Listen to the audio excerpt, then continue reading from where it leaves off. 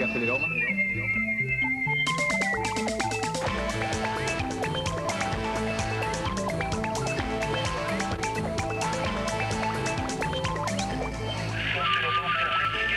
Avistamientos de ovnis.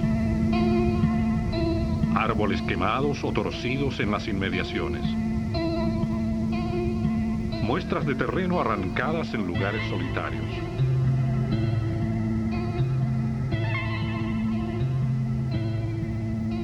¿Cómo se explican estos casos?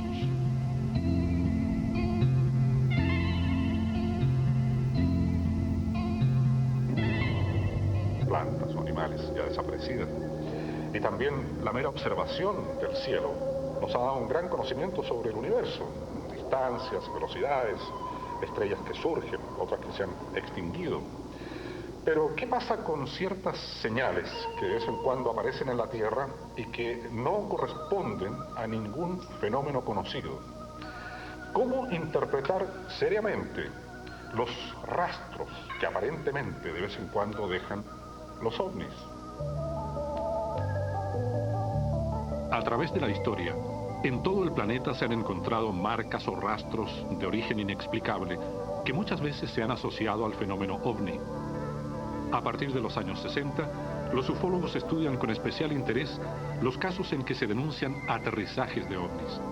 Buscan, sobre todo, algún tipo de evidencia, ya que la falta de pruebas es la principal crítica que los escépticos hacen a aquellos que creen en la existencia de ovnis.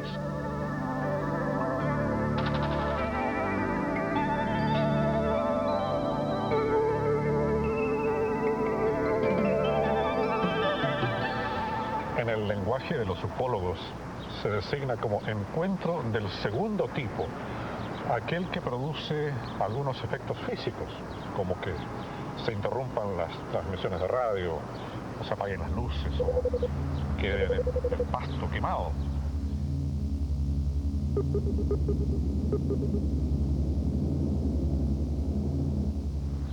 En ese mismo lenguaje se denomina zona caliente aquella en que con frecuencia, mayor que lo normal, es posible apreciar ovnis. Y aunque tiene que resultar paradojal para cualquiera que conozca el clima de Punta Arenas, esta zona de Magallanes es considerada zona caliente.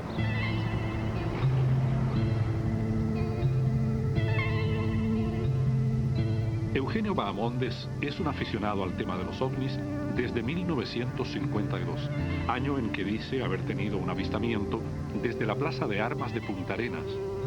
En 1975 debutó con un programa radial, El Club de lo Desconocido, y se vinculó con los ufólogos. Desde entonces y hasta la fecha, ha pesquisado rastros que podrían haber dejado ovnis en su paso por la región de Magallanes. Dice que esto empieza en 1947, el 24 de junio, cuando Kenneth Arnold ve estos 9 tazas voladoras en aquella época. Bueno, ahí comienza, digamos, la preocupación pública. La preocupación pública, pero resulta que uno empieza a ver hacia atrás qué pasa. Y allí nos empezamos a encontrar con que aquí en el estrecho de Magallanes, Pedro Sarmiento de Gamboa, el 7 de febrero de 1580, en la bitácora del libro coloca que vio un objeto que iba pasando por el estrecho, se sube hacia arriba, después baja y se va. Redondo, anaranjado y rojo cuando se va yendo.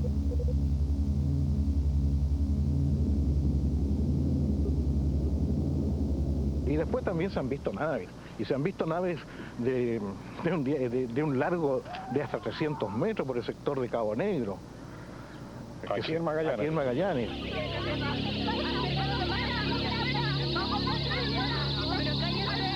Fuera de los testimonios de personas, ¿hay alguna evidencia física de alguno de estos fenómenos?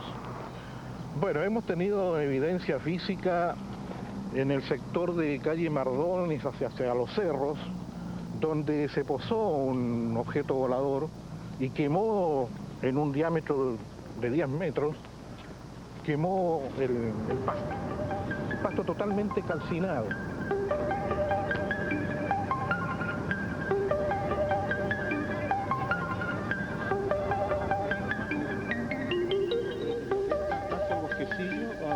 llegar y ahí estaría la depresión calcinada.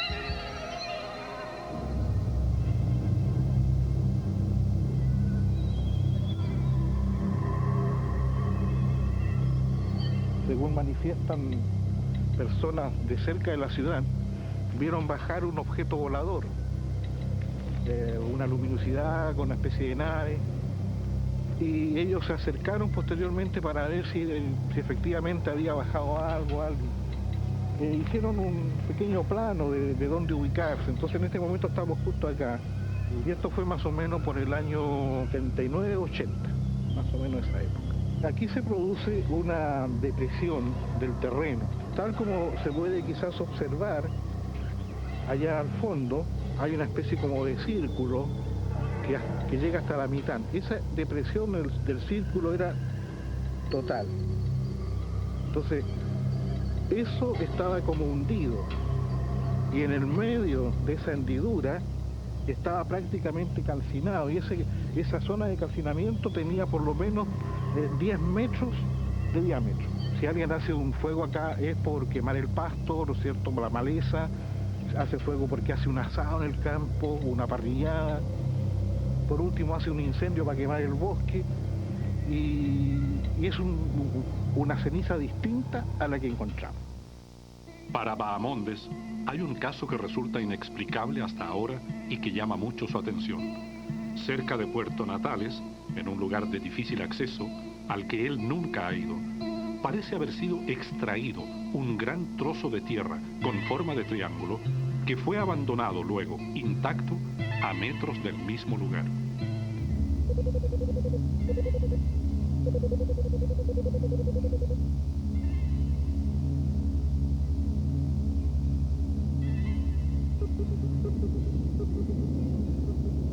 Allí donde está el triángulo es igual un pequeño valle como esto, liso, parejo, y los vaquianos del sector circulan por las alturas. Entonces cuando ellos bajan, uno echa su mirada y ve siempre verde. Ellos un día bajan y ven una mancha oscura. Lo que encontraron estos arrieros, encontraron este triángulo, que tiene por un lado 4 metros, por otro lado 5 y por otro lado 7 metros. Que más o menos el espesor de este triángulo que sacaron, porque lo arrancaron realmente, tiene más o menos un espesor de 20 centímetros. ¿Quién lo hizo? ¿Cómo lo hizo para sacar este champón inmenso de esas medidas? Luego de que Eugenio Bahamondes nos introdujera en el misterio del Triángulo de Última Esperanza, buscamos más evidencias sobre encuentros cercanos del segundo tipo. Y las encontramos muy cerca de Santiago.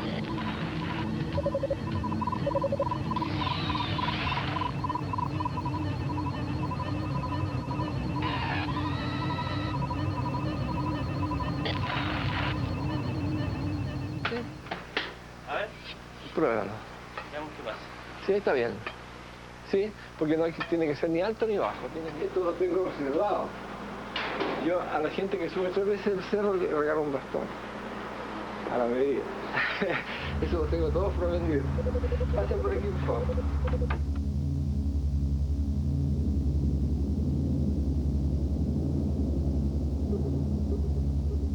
Hugo Ravera es conocido porque masificó el consumo de pizzas en nuestro país en los años 60.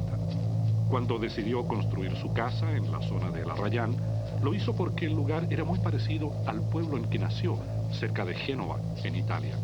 Junto a su amigo, el meteorólogo Willy Duarte, conocido como el hombre del tiempo en Televisión Nacional, compartían el interés por los fenómenos aéreos anómalos.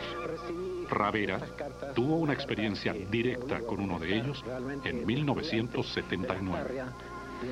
Llegué del trabajo y miré por la ventana y vi esta cuestión que está acá.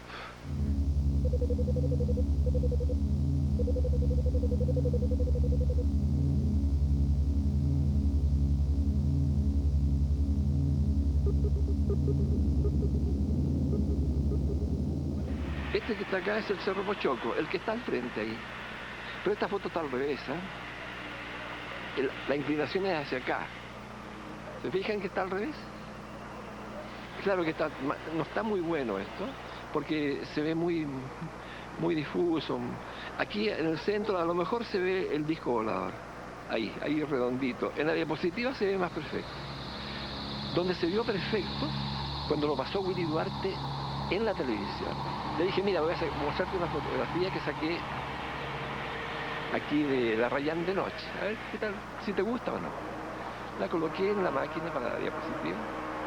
Y me dice, me dice, fotografiaste un ovni. Ah, estás loco, le dije yo. Es un reflejo, cualquier cosa, ¿cómo se te ocurre? No, me dijo, esto es un ovni, una buena foto que he visto de ovni.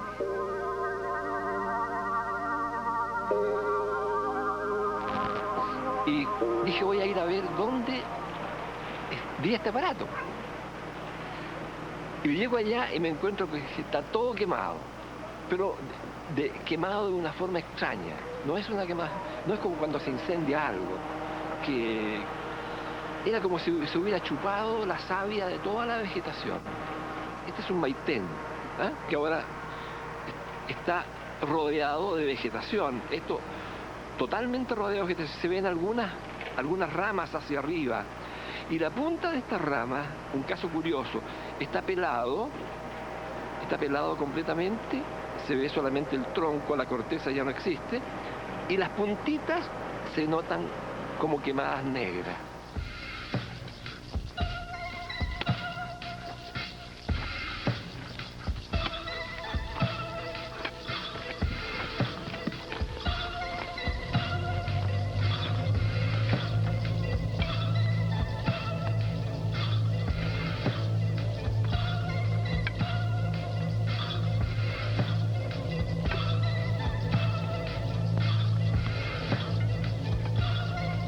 Eran varias luces que se ven también se ven en la diapositiva, que se ve todo iluminado, había azul, amarillo, verde, había mucha luminosidad, y abarcaba bastante más arriba. Una lástima no habían tomado muestras de la Tierra, porque con todo eso, esa propaganda que hubo en los diarios, porque hubo una cantidad de propaganda de esto, es decir, todo salió en todas partes de esta cuestión, que no hayan venido, nadie se interesó por eso. Si no habrían visto algo, a lo mejor habrían encontrado algo diferente.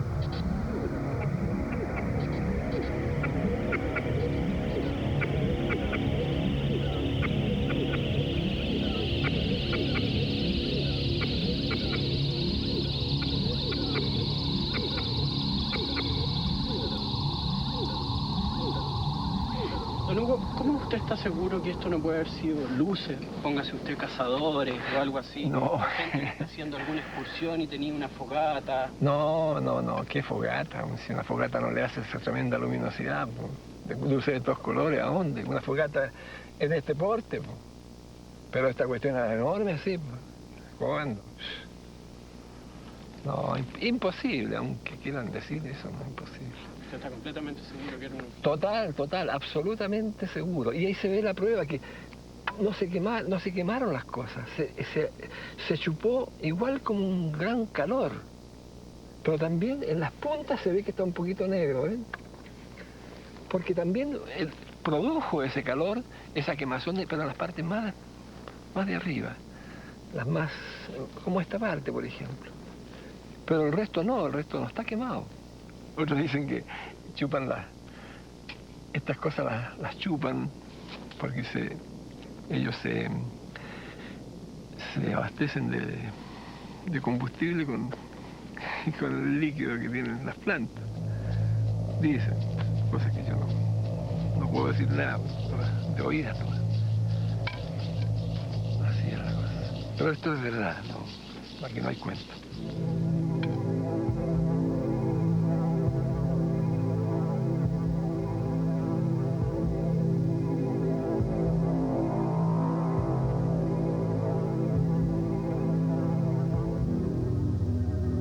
La bajada es más peligrosa que la subida.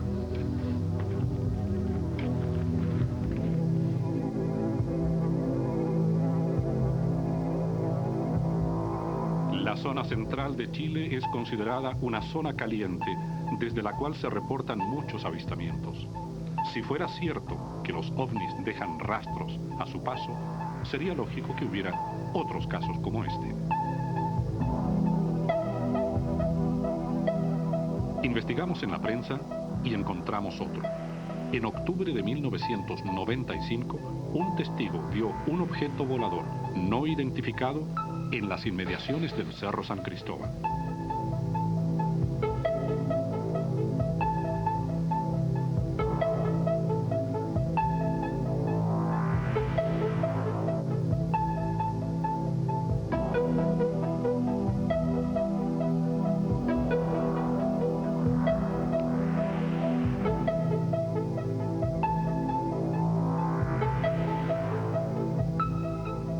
Ufólogos de la Agrupación de Investigaciones Ovniológicas, AION, indagaron en el caso y llegaron a la conclusión de que se trataba de un encuentro cercano del segundo tipo.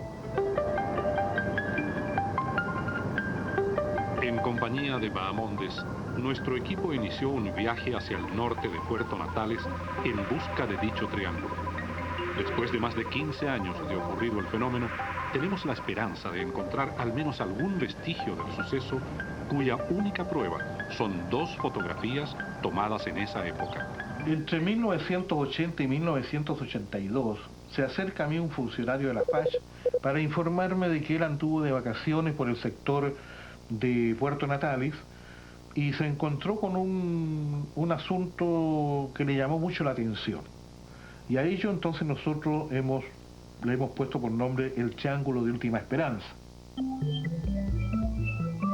De Última Esperanza ha comenzado y nos internamos en la región dispuestos a hacer todo lo posible por encontrarlo. Unos 30 kilómetros al norte de Puerto Natales se encontró en la tierra un triángulo perfecto del cual había sido sacada una capa de 25 centímetros de profundidad con su pasto encima, y esa capa estaba a algunos metros más allá, intacta, con los mismos contornos exactos del triángulo que faltaba en este otro sector. Los ufólogos relacionan esto con el fenómeno ovni, incluso le tienen un nombre que se lo da a la región en que se encontró, el Triángulo de Última Esperanza. Es en el kilómetro más o menos 45 desde Puerto Natales hacia el Paine, hacia Cerro Castillo, donde está la Laguna Figueroa.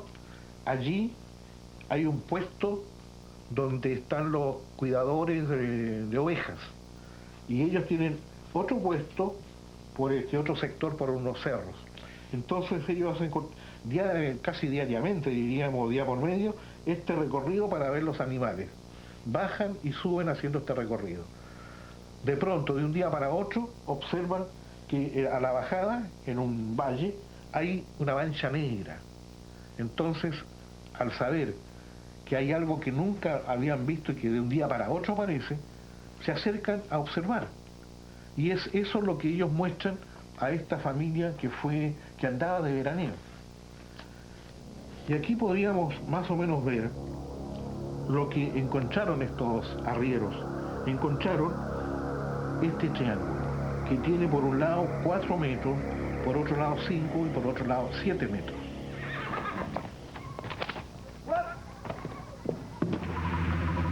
El camino hacia el Triángulo de Última Esperanza se hace cada vez más complicado. Según parece, el lugar en el que aparentemente está es de muy difícil acceso. A los pies de este cerro, ¿cierto? Que es el Jorge Mon, se llama. Está este valle.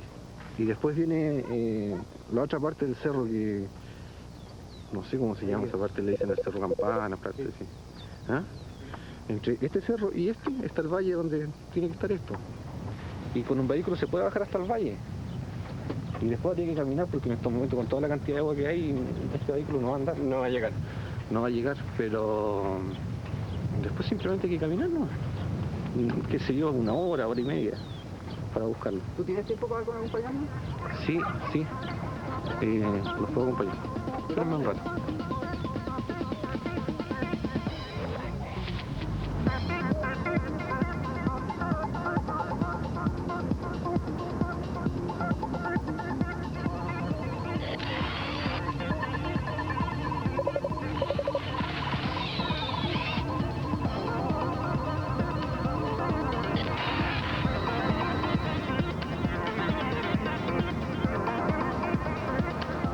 búsqueda de más evidencia sobre encuentros cercanos del segundo tipo, nos trasladamos a la ciudad de Nueva York, en los Estados Unidos, país que concentra la mayor cantidad de archivos sobre ovnis de todo el mundo. Gran parte de los casos y personalidades que hemos conocido aquí en los Estados Unidos los debemos a la colaboración con un investigador ufólogo reconocido dentro de este país y en el extranjero, periodista que publica en diversas revistas y que es chileno, lleva 20 años aquí y por supuesto nos acompañó y conversamos con él.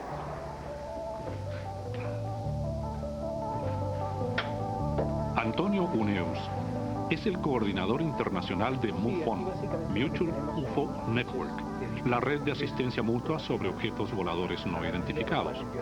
También es columnista de la revista Fate, que se edita desde hace 50 años. Hijo de diplomático, dejó Chile en 1975, estudió en la Universidad de la Sorbonne en París y se radicó luego en Nueva York, Estados Unidos, en un barrio de Brooklyn. En 1990, durante un congreso en Miami, fue elegido ufólogo del año en los Estados Unidos. Tuve un par de avistamientos, pero no cercanos. Lejanos. ¿Dónde? Uno en Chile, en el Cajón del Maipo. ¿Qué viste? Luces del tamaño de una estrella, digamos, de la luminosidad de una estrella.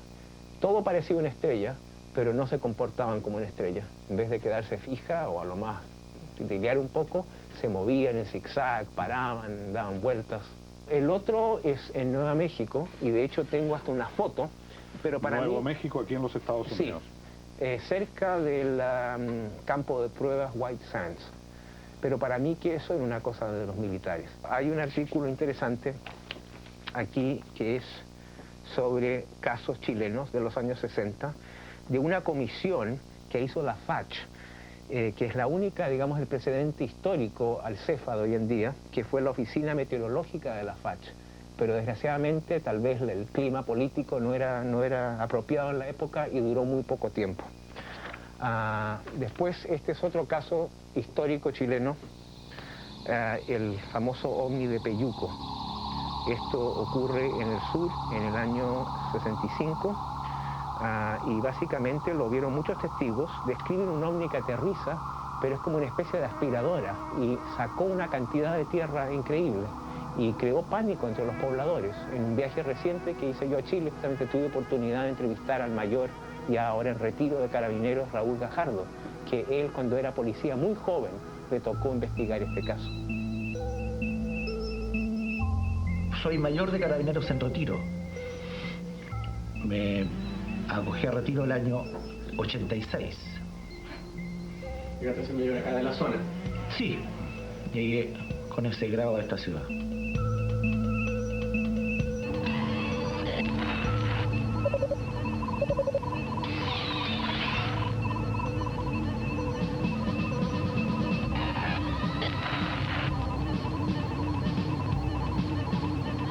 Cuando era niño, Raúl Gajardo vio un aerolito desintegrándose en la atmósfera. Y esta imagen lo marcó para siempre. Era 1954 y él tenía 14 años. Y junto a su familia y numerosos habitantes de Concepción, observó en el cielo, a las 4 de la tarde, un tubo brillante que echaba un humo color naranja. Años después, en su calidad de carabinero, le tocó investigar un encuentro cercano del segundo tipo. Ya como oficial llegué a servir a Puerto Montt y ahí me tocó conocer el caso Peyuco, un caso histórico que ha marcado en la ovniología nacional.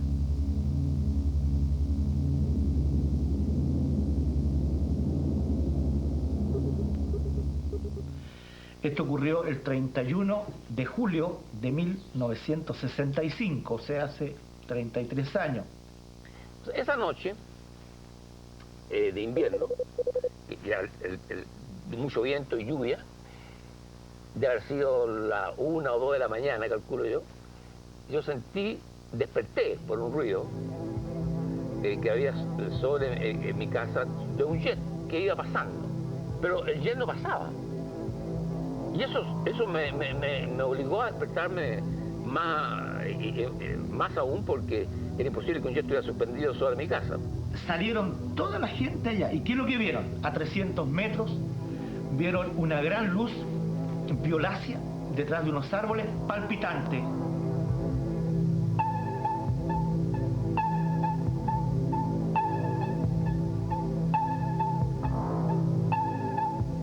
Era imposible identificar focos, sino que era una masa de luz que alumbraba a los niños y toda la parte de atrás de mi casa, que era una huerta.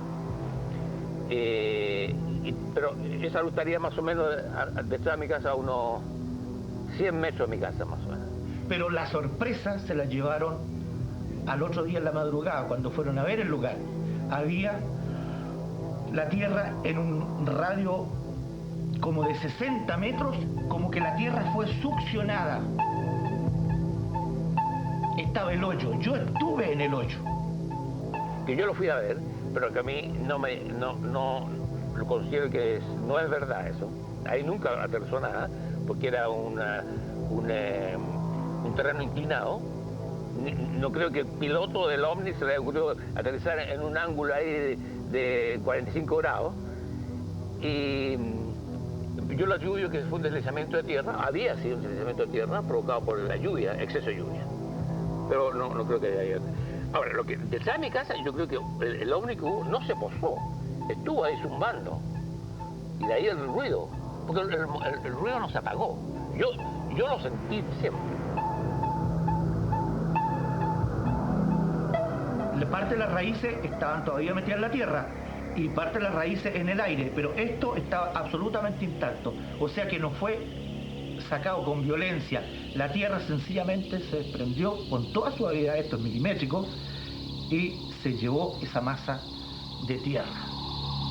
Y al encontrarse con tanta evidencia, con tantos testigos, no iba a llegar con un cuento de película a la intendencia, y cambiaron el tenor de la información diciendo que era un hundimiento del terreno, y todos quedaron felices.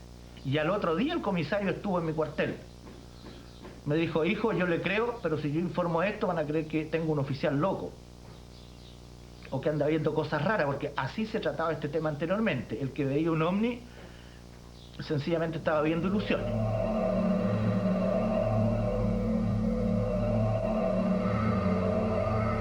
Y se ocultó esta evidencia en primer término de aterrizaje ovni, pero ya ven ustedes cómo han pasado 33 años y todavía el caso Peyuco marca un hito en la historia de la ovniología nacional. En 1990 tuvo lugar un extraño fenómeno cerca de Los Ángeles.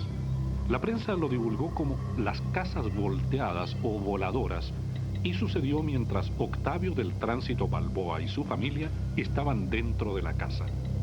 Este caso también fue investigado por Raúl Gajardo. Esto fue más o menos a las 21 horas. Él estaba con su esposa y un hijo menor en su casa. Su casa es una construcción de tapas de pino. Y de pronto empezó la construcción a temblar entera. Y empezó a levantarse el techo. Y yo vi los clavos de 4 pulgadas a la vista. Ellos pensaron que eran terremotos. Ante el pavor de sus moradores, el matrimonio formado por Octavio Balboa y Carmen Insulza, dicen testigos que esa noche, limpia, sin ni siquiera viento, una luz se acercó y luego partió rápidamente. No había viento, que arrancó de raíz los árboles aledaños y quemó la vegetación en torno a la vivienda. Y el señor Balboa, que vive a 70 metros y es el dueño del predio, el patrón, vieron cómo la casa, que es larga como una caja de fósforo y delgada, era elevada en este costado izquierdo y después volcándose, mientras esa masa de luz iba pasando sobre esta casa.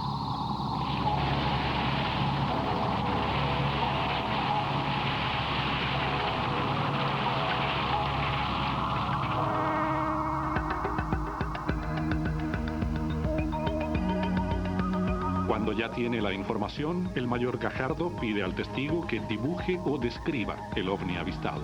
Con tales antecedentes, prepara un minucioso informe consignando todos los datos del hecho como si se tratase de un parte policial.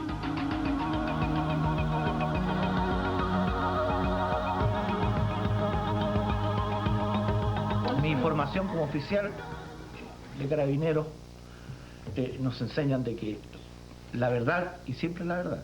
Y en esto el investigador o el ufólogo que empieza a mentir, a inventar, es descubierto rápidamente. Yo conversé con jefes que habían servido en el norte de nuestro país y decían que al final de año tenían un alto así de informes OVNI reportados por las comisarías, por las tenencias, por las avanzadas. Y eso sencillamente o iba al archivo o se destruía. No había dónde mandar.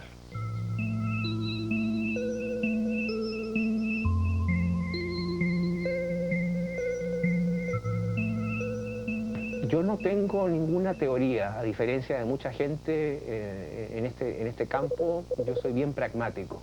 Me interesa la verdad, pero no estoy comprometido con ninguna teoría que son extraterrestres, que son armas secretas. El problema con los ovnis es que el término ovni aglutina, en mi opinión, una serie de fenómenos. Hay ciertos fenómenos inexplicables que no son ni armas ni... De acuerdo. Ya, esos. Ahí estoy abierto, la verdad que estoy abierto. Y depende del día, hay días que me amanezco más escéptico y digo, esta cuestión es todo sociológica, porque indudablemente que es una de las partes más fascinantes del fenómeno ovni. Se puede estudiar estrictamente como un fenómeno sociológico. Hay también un fenómeno no explicado, o sea, más allá, digamos, del fenómeno natural, porque hay casos que son muy buenos y que son muy bien documentados. Y respecto a esos no tienes ninguna... No, o sea, habría que decir de que estamos a lo más, digamos, estamos lidiando con algún tipo de inteligencia, probablemente no terrestre, puede ser extraterrestre, puede ser interdimensional, puede ser, quién sabe, pero hay algo más de todos estos otros temas, digamos, que acabamos de discutir.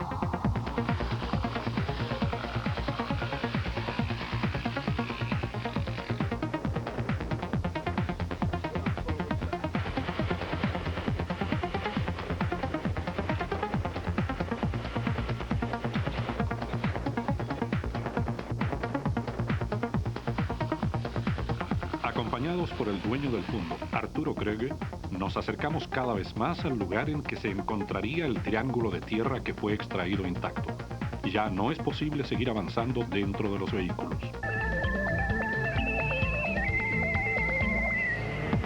...15 años después, ha visto personalmente más de 2.500 diseños.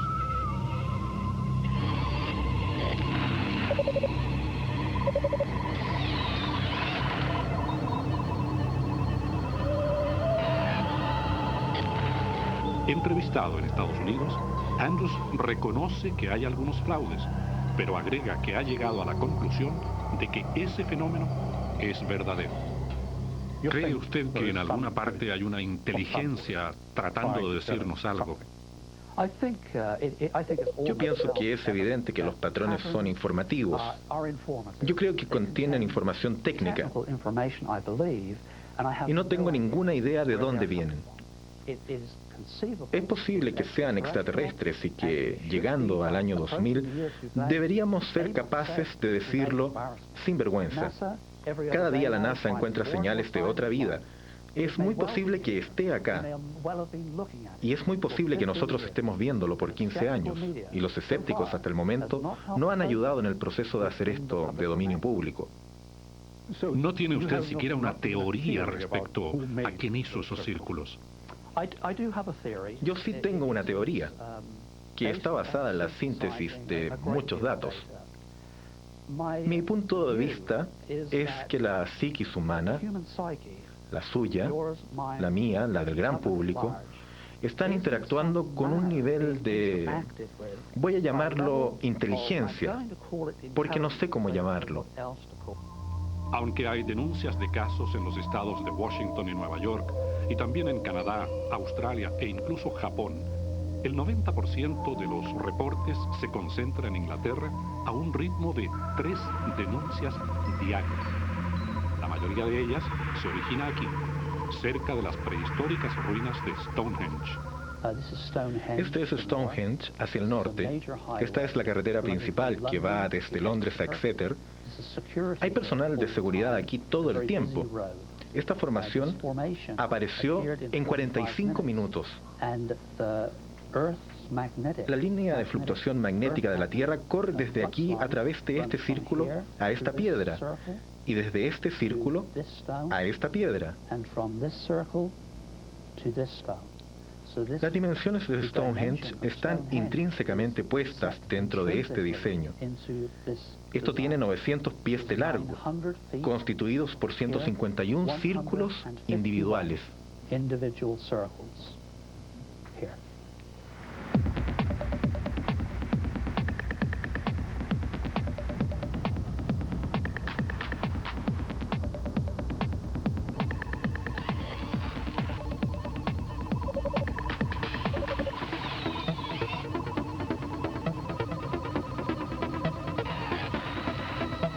Nos trasladamos hasta San Francisco a conversar con Robert Shepard, controlador de misiones espaciales para la NASA en Houston. Es uno de los grandes escépticos en el campo de la investigación de los ovnis. Para este escritor, el origen de los círculos de Inglaterra está muy claro. Sabemos que muchos de los círculos, probablemente la mayoría de ellos, son hechos por tramposos. Y no solamente por los pocos que han confesado hacerlo, sino que porque es muy popular entre los colegiales hacer esto cuando salen de vacaciones. Esa noche, después de la fiesta de graduación, ellos hacen círculos en los cultivos. Porque todas las escuelas terminan al mismo tiempo. Cada año, todas las escuelas británicas salen al mismo tiempo. Entonces, todos los círculos de los cultivos aparecen la misma noche. ¿Y cómo es que no queda huella del desplazamiento de los niños para llegar al lugar donde hacen este diseño? Bueno, no es tan difícil hacerlo. No tienes que aplastar una planta para hacerlo. Solo caminas por las filas, depende un poco de la densidad. Pero si caminas cuidadosamente, se puede hacer. Son figuras sumamente complicadas. Tendrían que ser niños muy habilidosos para diseños tan simétricos. Sí, todos ellos han estudiado geometría, trigonometría, álgebra, todo lo necesario para hacer figuras como estas. Trazar figuras como esas para ser vistas desde la altura no es una tarea fácil. Claro, para que los camarógrafos en los helicópteros puedan mostrarlas en la televisión al día siguiente. Sí, pero es una buena proeza para niños de colegio. Sí. Algunas veces los estudiantes pueden desarrollar algo más elaborado. El 10 de septiembre de 1991, 2 jubilados ingleses reconocieron ser los autores de varios de estos misteriosos círculos. Durante largas caminatas habían modelado las figuras y para los escépticos el misterio quedaba resuelto.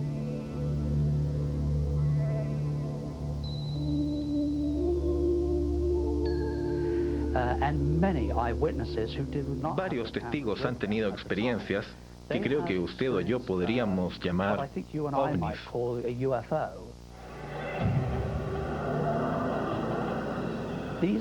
Este es un objeto no identificado en el cielo. Esta gente está diciendo, y algunos están filmando esferas pequeñas, muy parecidas al globo de un niño, un globo plateado, muy parecido visualmente y en tamaño. Pero estos objetos, estas esferas, se están moviendo con un propósito.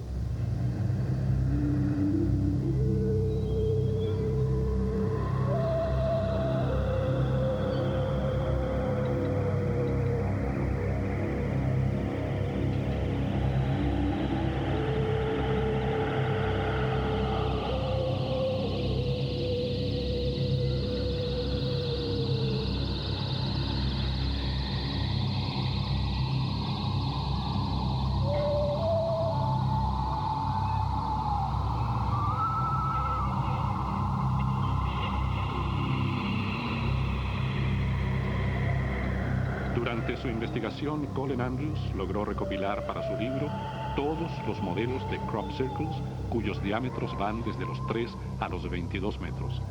encontró que existía una relación entre algunos diseños y la geometría más avanzada. También encontró relaciones con los milenarios símbolos de los indios Hopi y con los aztecas. Esto, para él, podría representar una nueva espiritualidad, el paso de la conciencia humana a un estado superior.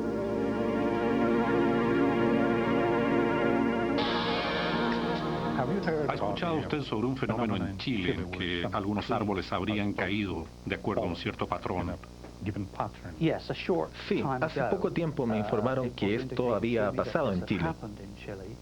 Tenemos dos casos muy bien documentados en otras partes del mundo donde esto también ha ocurrido, donde las plantas, en este caso árboles, han sido doblados sin romperse, lo que es algo muy inusual. Aquí, aprecia el árbol está intacto y está doblado hacia abajo. Exacto, está completamente intacto el árbol. La única explicación que se cayeran los árboles, que se reblandeciera el terreno. Esto no es obra de, o sea, o es un fenómeno físico, esto sea algo, pero no humano. Pero humano no. Ahora, esto de un día para otro apareció así. No creo que pudiésemos explicar este proceso en términos normales. Es exactamente lo que está ocurriendo en los campos. Es como si las plantas fueran vaporizadas en una posición, en un área circular. Es posible que el evento chileno sea el mismo fenómeno, y ciertamente me gustaría seguir ese reporte en particular. El ufólogo chileno Antonio Uneus recuerda otro caso similar ocurrido en Francia, en la región de Aix-en-Provence, el 8 de febrero de 1981. El Centro Nacional de Estudios Espaciales, que es el equivalente a la NASA en Francia, investigó un ovni que habría aterrizado en un campo de alfalfa y envió muestras a laboratorios de análisis. Todo esto se hizo a menos de 24 horas de sucedido el hecho, por lo que sus resultados son considerados más válidos que los de otros en que la evidencia se pierde. Todas las muestras estas de alfalfa y de tierra donde había aterrizado este ovni fueron, que por lo demás fue visto a plena luz del día, o sea que también la descripción está bien clara. Eso fue mandado a varios laboratorios del gobierno francés para que se hicieran los análisis. Tal vez los análisis bioquímicos fueron los más interesantes. Entre otras cosas se comprobó la clorofila de la alfalfa había desaparecido, y tal vez aún más impresionante fueron los cambios bioquímicos que pasaron en que las plantas de alfalfa eran jóvenes, fisiológicamente eran plantas jóvenes, pero después de este incidente se pusieron bioquímicamente viejas, y no hay explicación en la naturaleza para ese tipo de fenómenos. A una hora de Puerto Natales, después de abandonar los vehículos y después de una larga caminata, al parecer hemos llegado al valle que aparece en la fotografía. Ya, el camino principal está a los pies de esa meseta que se veía en el fondo. ¿Ya? Con erosiones, ¿cierto? Sí. Ahí en el fondo. El puesto. El puesto, este es el que estuvieron hace un rato. Sí. Y este es el otro. Aquí vemos el techo, que es este, que baja hasta acá. Ahí, que tenemos ahí. Así que por lo tanto eso tiene que estar por acá. Más o menos esta dirección. Esa dirección. Esta dirección tendríamos que caminar. Pero tendría que ser más o menos por esta zona, por los cerros. Difícil recorrido, hemos llegado al final de la búsqueda. Más de 15 años después del reportado el avistamiento de un ovni, asociado a la remoción de un triángulo de tierra, nos acercamos al lugar en que supuestamente ocurrió. ¡Acá está!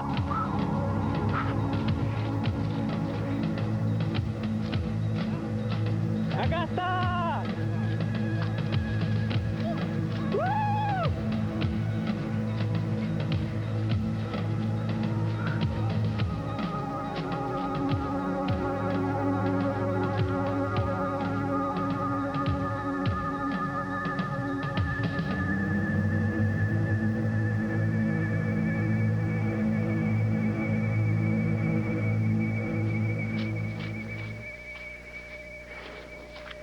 Por fin. Aquí está. Lamentablemente tapadito de agua. porque esto lógicamente ya las huellas han desaparecido, pero podemos más o menos hacer una medición de 1, 2, 3, casi 4 metros. 1, 2, 3, 4 y un poco más. Unos 5, 10 por 3, 90 por 4, 20. Sería más o menos este triángulo que hace unos 15 años atrás vino alguien a levantar un champón, cuyo champón lo tenemos acá. Aquí tenemos el pedazo de tierra de champa que se sacó de pasto. Permanece aún acá al lado de ese triángulo y está perfectamente bien conservado, lógicamente con más pastos y ahí lo tenemos.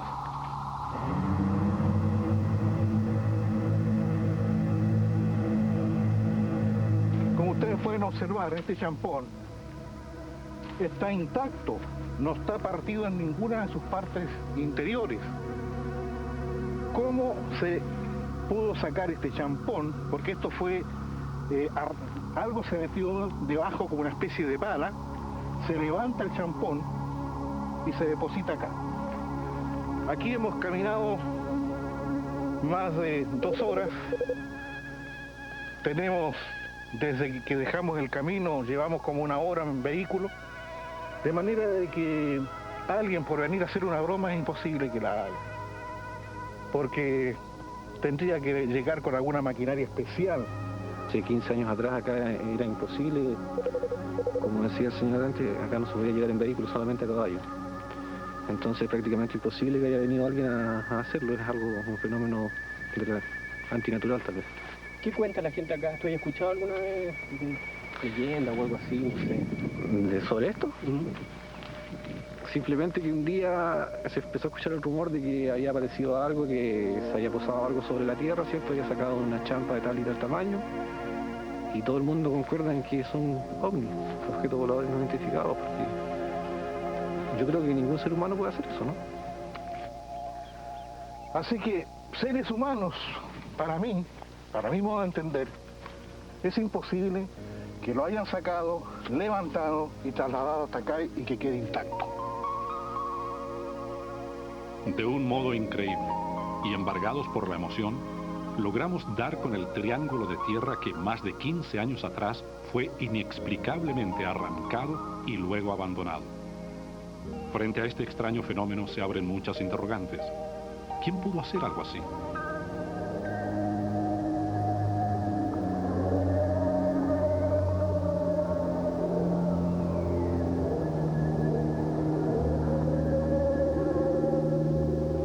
Estamos siendo objeto de observación e investigación por seres de algún otro mundo, extraterrestres, de fuera de la Tierra, que quieren averiguar nuestras costumbres, forma de vida, tal vez tecnología.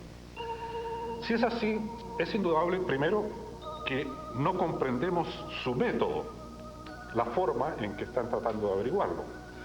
Y en segundo lugar, es indudable que hay muchos rastros en toda la Tierra de distintos fenómenos para los cuales no tenemos explicación.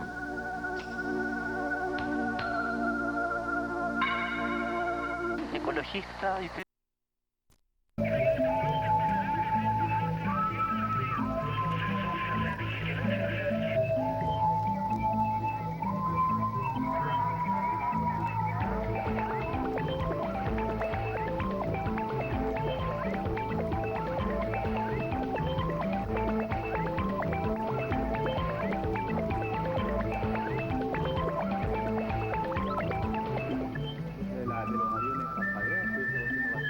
Como que aceleró más.